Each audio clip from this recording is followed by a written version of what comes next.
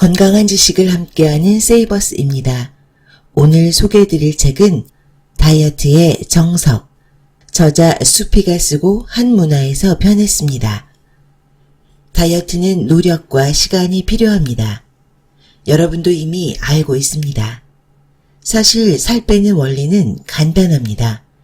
덜 먹고 많이 움직이면 됩니다. 하지만 식욕 때문에 체중만 마구잡이로 줄였다가 후유증을 감당하지 못해서 대부분은 실패하고 맙니다. 바로 요요 현상 때문입니다.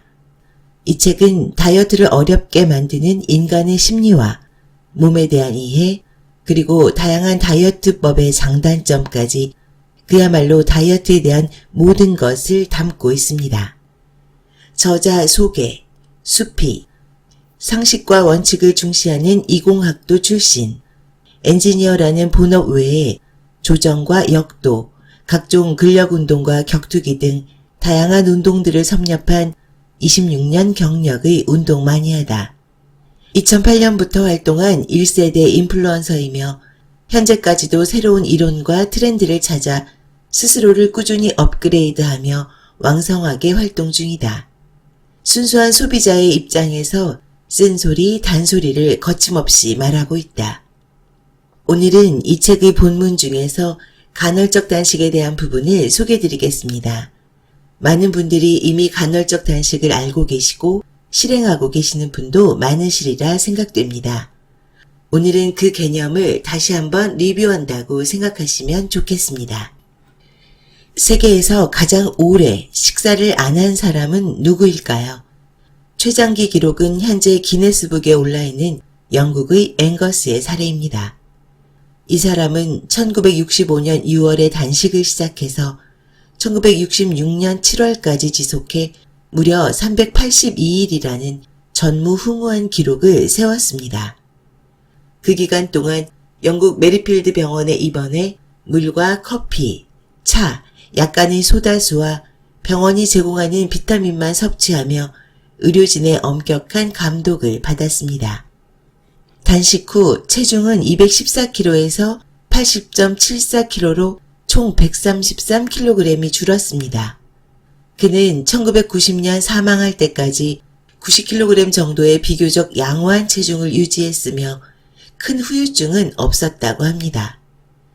일부에서는 앵거스의 사례를 장기간 단식의 안전성을 홍보하는 데 활용하지만 실제로는 입원 상태에서 의료진이 24시간 건강 상태를 체크해야 했습니다.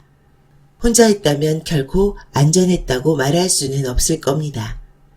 이제 간헐적 단식에 대해 소개해드리겠습니다.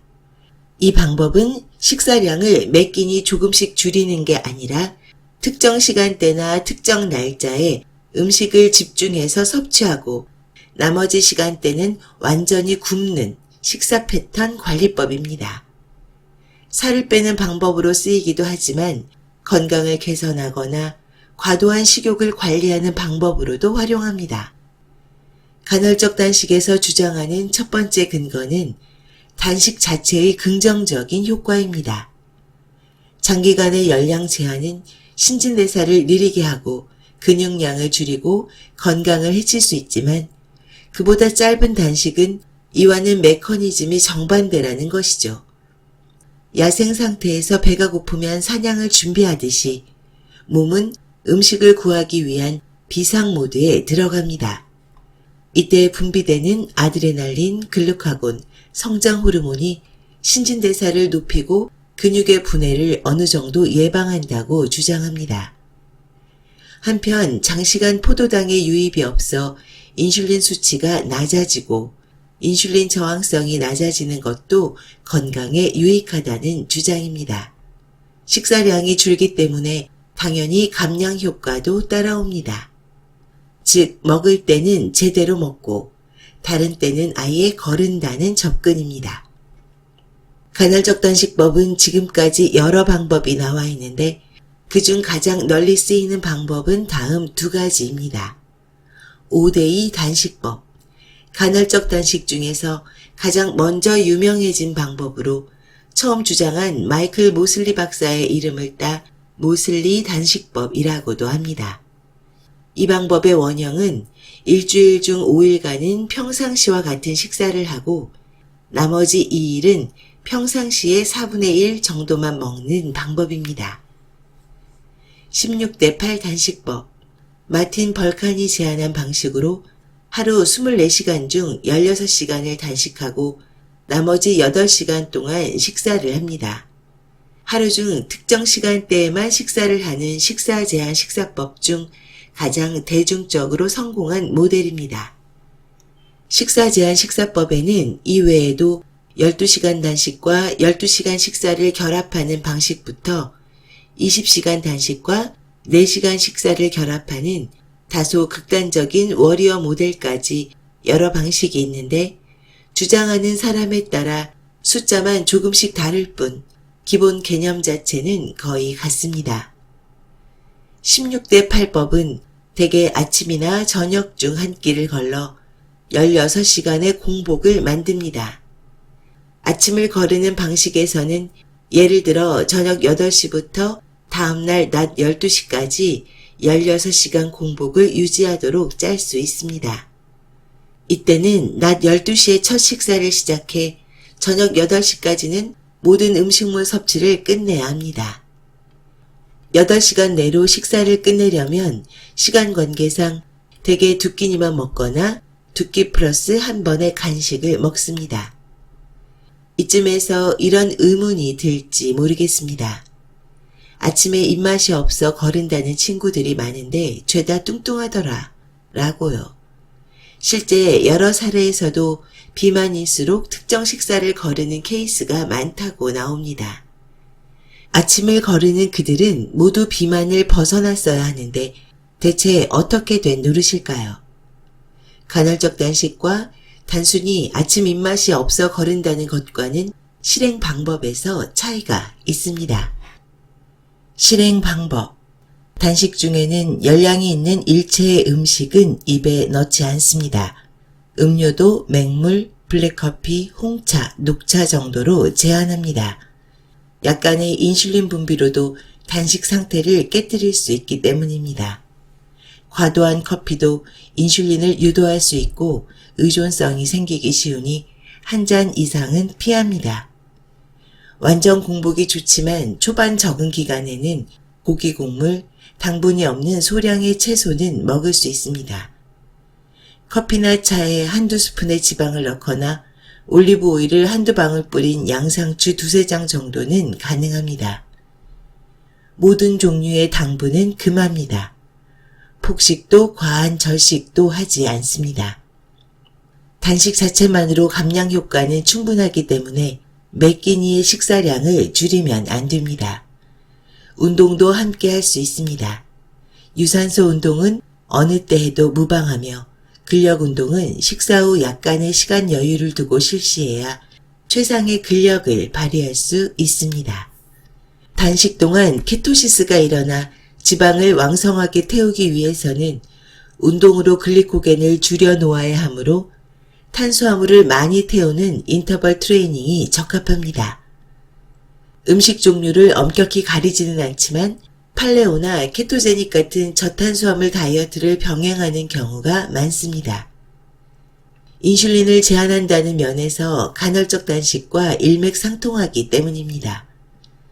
허기를 버티기 힘들다면 처음부터 원칙대로 시작하지 말고 1-2주에 걸쳐 한 끼 식사를 조금씩 줄이거나 단식 시간을 늘려갑니다.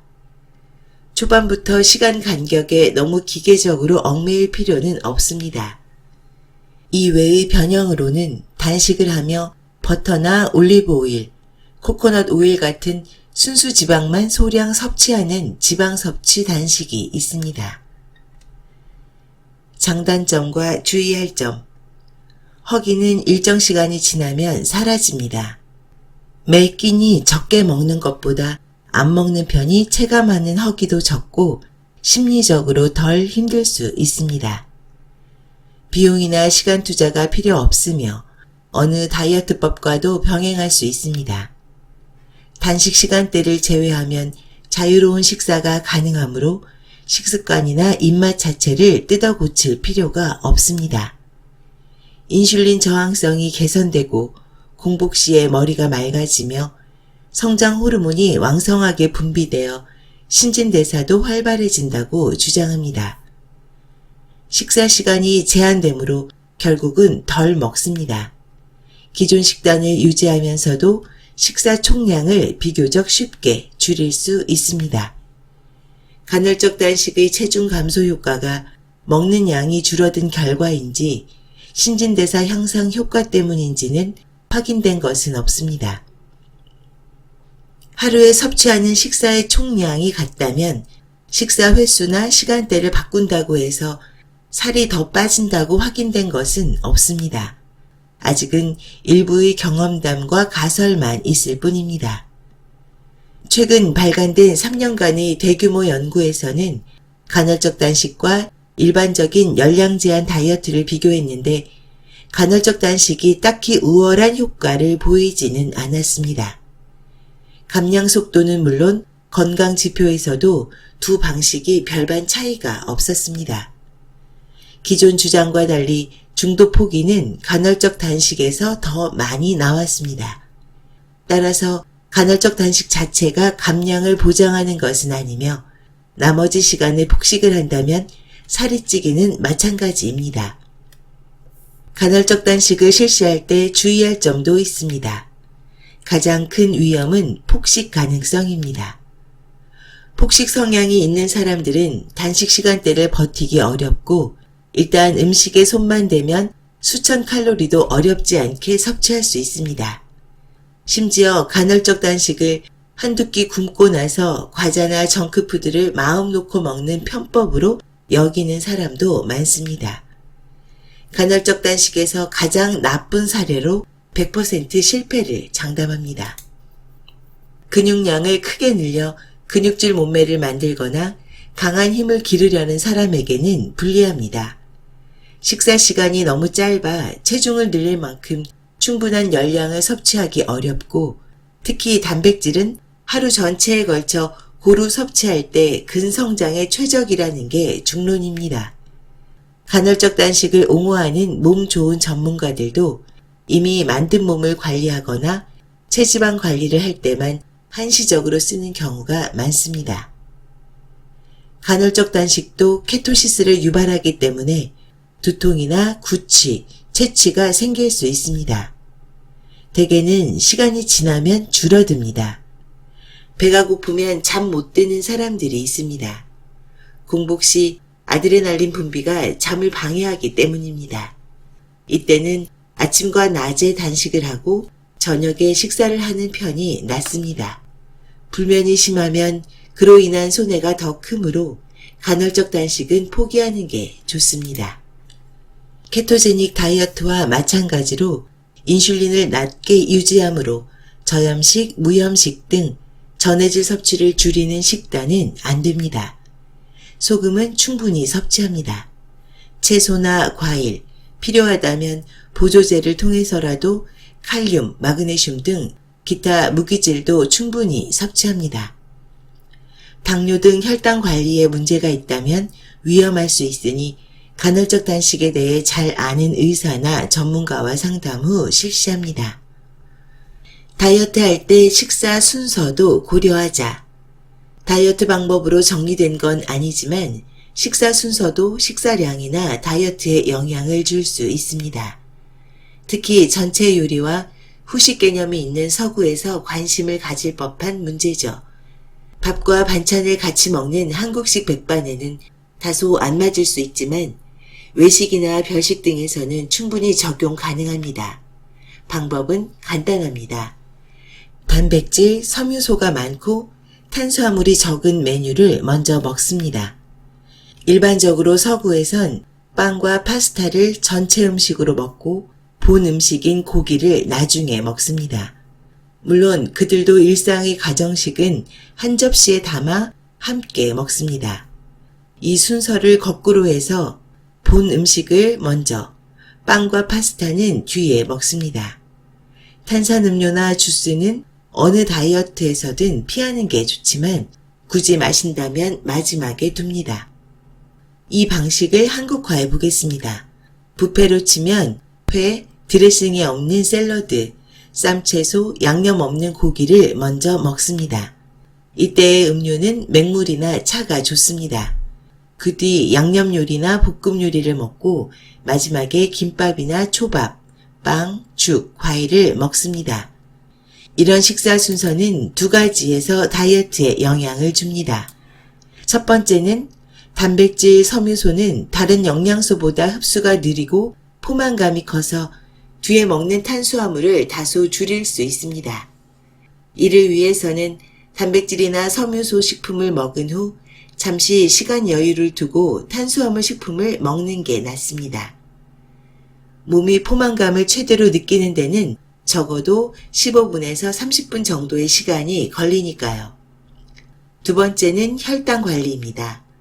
먼저 들어간 단백질과 지방이 나중에 들어오는 탄수화물의 흡수에 완충작용을 해서 지하의 수치를 낮추는 역할을 합니다.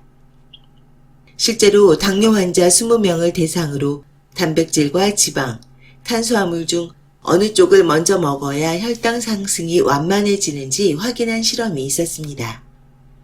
8주간의 실험 후 체중은 양쪽이 비슷할 정도로 빠졌지만 탄수화물, 단백질, 지방 섭취 실험군보다 단백질, 지방, 탄수화물 섭취 실험군이 혈당도 덜 올랐고 근육보다는 체지방의 감소가 컸습니다.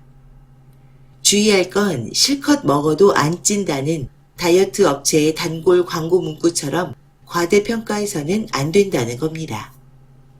쓰는 것보다 덜 먹어야 빠진다라는 살 빼기의 대전제가 달라지는 건 아니니까요. 일상의 식단에서는 밥보다 반찬을 먼저 먹으면 됩니다. 열량이 없는 나물, 샐러드, 닮은 살결 등을 먹고 잠시 기다린 후 본격적으로 밥을 먹습니다. 식당이라면 메추리알이나 미역, 채소 등 먼저 나오는 반찬 중 당분이 없고 배부를 만한 것을 재빨리 먹고 본 음식을 기다립니다. 이때 주의해야 할 것이 조리법입니다. 달달한 제육볶음이나 갈비찜처럼 강한 양념으로 조리한 육류는 단백질이 많지만 설탕이나 물엿, 전분이 많이 들어갑니다.